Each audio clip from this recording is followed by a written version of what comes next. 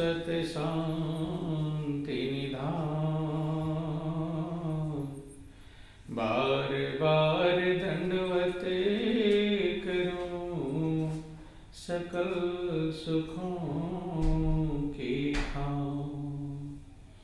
सतगुरु सत्य स्वरूप लख, मन चित हो प्रशांत। त्रिविधि ताप का नाश हो, जीवन बनी सुखान। अमित महायश आपका, महिमा कही न जाए। नीति नीति कही चुप भय, वेद ग्रंथ सब गाए। महाभयानक अरु कठिन, भवसागर गंभीर। नाम जहाज बिठाए कर, मीटे जन की पीर। मेरा मुझ में कुछ नहीं, जो कुछ है सो तो तेरा। तुझको सौंपते क्या लागे है मां। बोलिए प्रेम से गुरुदेव महाराज की जय, सच्चिदानंद भगवान की जय। बोलो वृंदावन बिहारी लाल की जय। बहुत ही सौभाग्य का समय है कि उस महाप्रभु की असीम दया दृष्टि से हम सभी लोगों को इस सत्संग का परम पावन अवसर मिला है। वास्तव में परमात्मा ने मनुष्य को सबसे अधिक भाग्यशाली बनाया है। इसीलिए भगवान राम कहते हैं कि बड़े भाग्य मानुष तन पावा, और सुर दुर्लभ सब ग्रंथनि गावा। ये देवताओं को भी दुर्लभ है। जो मौका मनुष्य को मिला हुआ है वो देवताओं के लिए भी सुलभ नहीं, दुर्लभ बतलाया गया। कारण क्या है कि मनुष्य अपने भाग्य का निर्माता कहलाता है। क्या कहलाता है? भाग्य का निर्माता। भाग्य बनाने की क्षमता उसके अंदर है।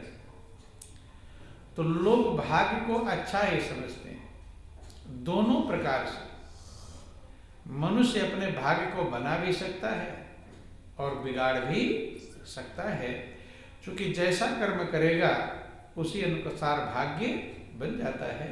इसीलिए इंतजार करते हैं, सब प्राणी मांगते हैं कि एक बार मुझे भी भाग्य बनाने का मौका मिल जाए। रामायण वर्णन आया कि नर तन सम नहीं कौन्यू देही, और जीव चराचर जाचत जेही। कि मनुष्य के जीवन के समान कोई जीवन नहीं है।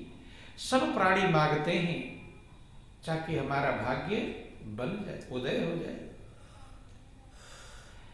भाग्य बनाने का मौका मिलता है सभी को, लेकिन कोई बिरला ही इस बात को समझ पाता है, इस कीमत को समझ पाता है और सही में अपने भाग्य को संभाल पाता है।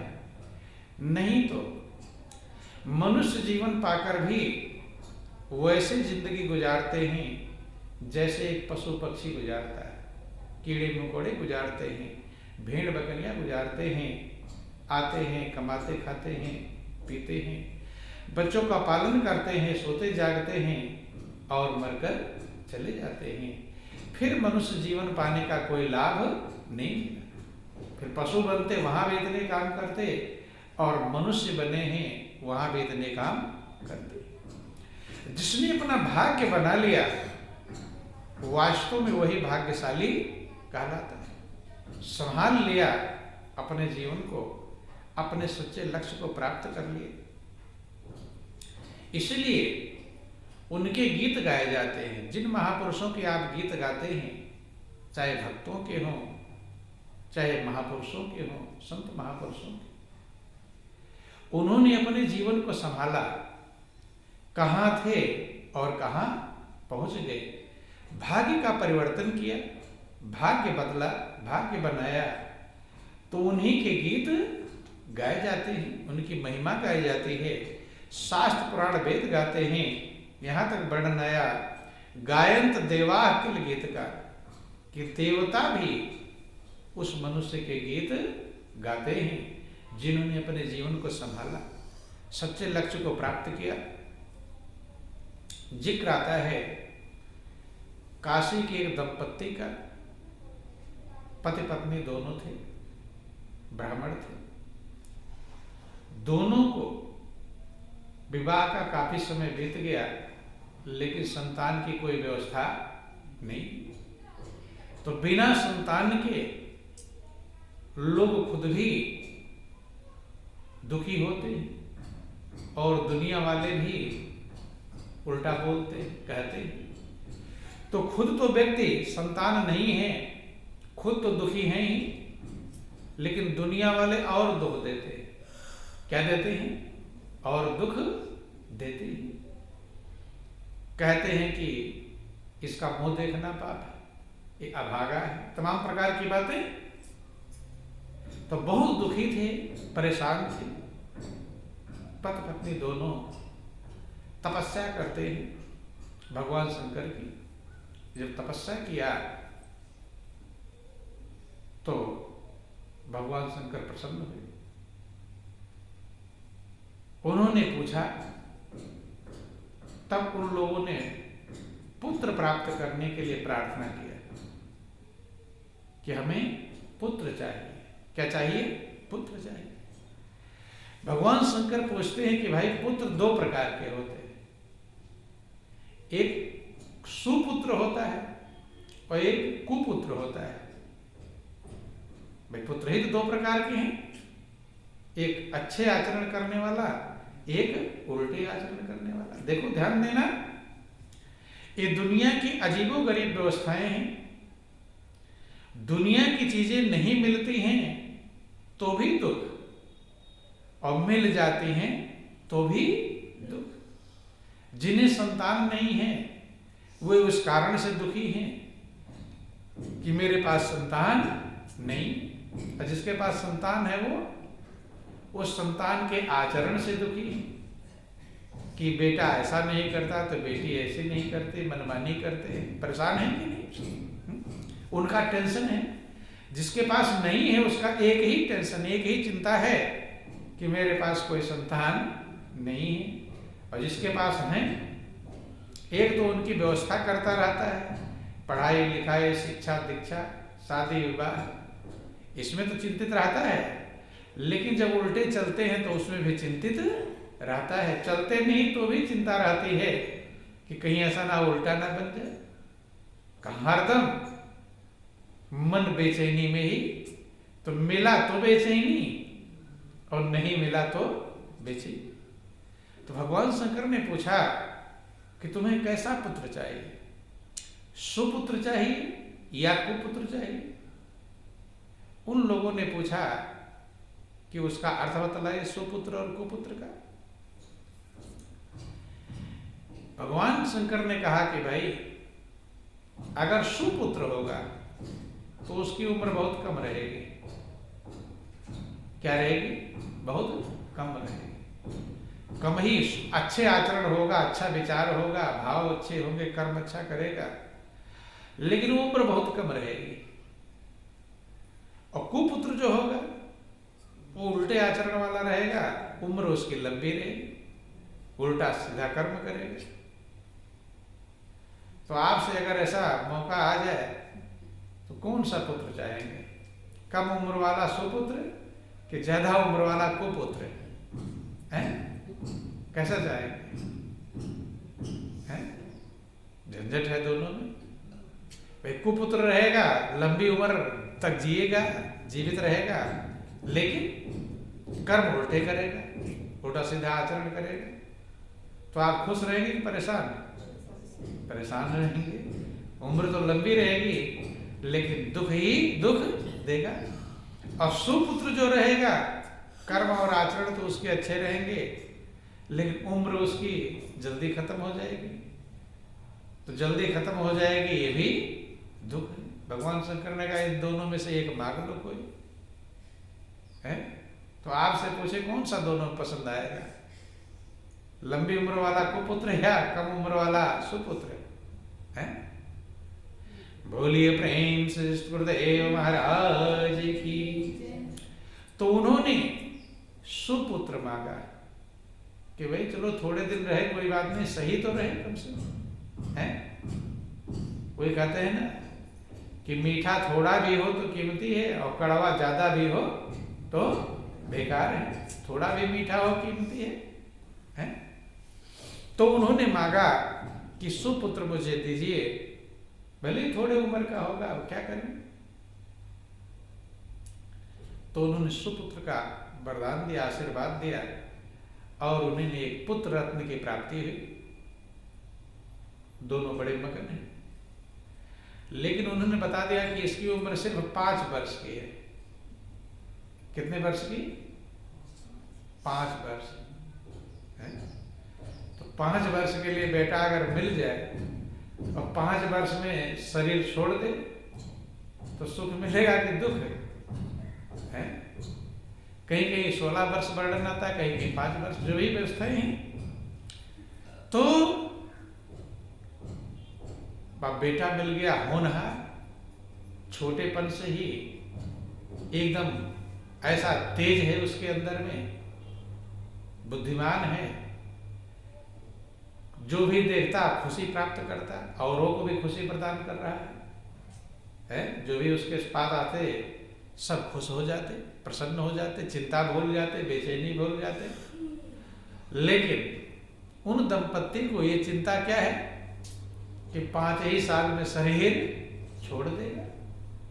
क्या कर देगा? छोड़ देगा। अब बेचैनी खत्म हुई कि मौजूद है? बेटा नहीं था तो बेचैन थे। अब एक बात खत्म हो गई, लोग कहना बंद कर दिया कि भाई निसंतान है, ये तो खत्म हो गया। लेकिन दूसरी चिंता आ गई कि बेटा 5 ही साल में मर जाएगा, शरीर छोड़ देगा, तो और बेचैन। भाई पाल पोस के, कभी कभी छोटा सा बच्चा पैदा हुआ मर गया तो ज्यादा दुख नहीं होता, अब पाल पोस दो उसके बाद मरे तो ज्यादा प्रेम हो जाएगा, ज्यादा लगाव हो जाएगा। छोटा सा बच्चा गर्भ में रहता मर जाता है, थोड़ा दुखी होते हैं, लेकिन पाल पोस के बड़ा हो जाए तब मरे तो कम दुखी होंगे, ज्यादा लगाव हो जाएगा। उस जितना समय हमारे साथ रहेगा लगाव ज्यादा हो जाएगा। अब ये चिंता हमेशा घूम रही है कि 5 वर्ष में मेरा बेटा, तो बेटा को देखकर भी खुशी नहीं मिल रही है क्योंकि 5 ही साल में शरीर छोड़ दे। बेचैनी, फिर भी बेचैनी है, नहीं था तो बेचैनी और मिल गया। ऐसे ही संसार है, संसार की यही गति है, दुनिया की यही व्यवस्था। इसीलिए तो लोग मगन नहीं हो पाते, क्योंकि दुनिया की चीजें ना मिले तो बेचैनी, और मिल जाएगा तो और ज्यादा बेचैन। जिन्हें मिल गया है वो बेचैन और जिन्हें नहीं मिला है वो भी बेचैन। इस राज को कोई बिरला भाग्यशाली प्राणी समझ पाता है बंधु। अब वो उपाय ढूंढने लगे, क्या करें, लोगों से पूछा तो कहते हैं, किसी ने बताया कि कोई सिद्ध महापुरुष अगर मिल जाए तो वे उम्र भी बढ़ा सकते हैं। क्या कर सकते हैं? उम्र भी बढ़ा सकते हैं, बढ़ जाती है। अब उनके अंदर थोड़ा तसल्ली आई कि सिद्ध महापुरुष कौन है, ढूंढे। अब कैसे पता चलेगा सिद्ध महापुरुष कौन है? उन्होंने क्या उपाय किया? उन्होंने कहा कि सबके पैरों में झुको, सबके चरणों में झुको, कोई ना कोई सिद्ध महापुरुष मिल ही जाए। है क्या कहा, क्या विचार किया कि सबके चरणों में झुको।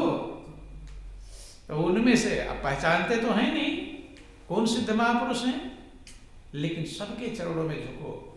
तो झुकना बहुत बड़ी कीमत अदा करता है, इसलिए सभी महापुरुषों ने झुकना सिखाया। क्या सिखाया? झुकना। झुकने में बहुत बड़ी कीमत है।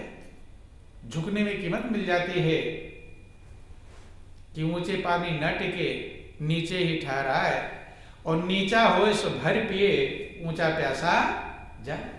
अब जिसे भी देखते दोनों प्राणी उनके पद चरणों में दंडोत प्रणाम करते, और जब खुद करते तो बच्चे को भी यही सिखाते। क्या सिखाते? बच्चे को भी यही सिखाते थे कि जो भी आवे उनके चरणों में दंडोत प्रणाम करो, विनम्रता करो, प्रार्थना करो। अब बालक के अंदर भी वही संस्कार आने लगा, क्योंकि माता पिता का विचार और संस्कार तो बच्चा पाता है। माता पिता पहली पाठशाला कहे जाते हैं। बच्चे की पहली पाठशाला क्या है? माता पिता है। स्कूल में तो बाद में जाएगा, पहले कौन से स्कूल में जाता है? माता पिता के पास जाता है। तो इसलिए बालक भी जो भी आता सबके चरणों में दंडोत प्रणाम करता है, सबको विनम्रता से प्रेम भाव से बोलता। अब वो लोग गंगा तट पर जाकर रहने लगे। किसी का बालक 5 साल में मरने वाला हो तो भगवान की याद करेगा कि नहीं करेगा? किसकी याद करेगा? भगवान की याद करेगा ही करेगा। इसलिए महापुरुष कहते हैं कि दुख में सुमिरन सब करे और सुख में करे न कोई, और जो सुख में सुमिरन करे तो दुख काहे को हो। गंगा तट पर जाकर के भगवान का भजन भक्ति करने लगे, और जो भी आते जो भी मिलते दंडोत प्रणाम करते, प्रार्थना करते, विनम्रता करते, सेवा करते, अच्छे आचरण चालू।